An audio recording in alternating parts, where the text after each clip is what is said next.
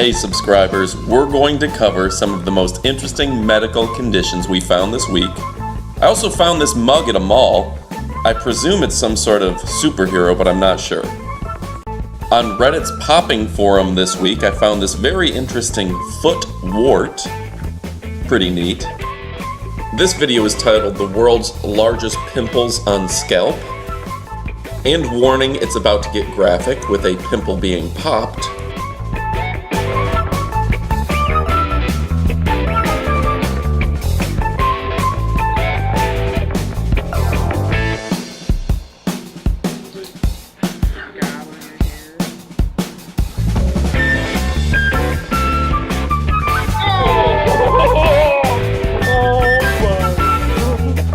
In reality, I believe this is a pilar cyst. Let's look at the definition of that.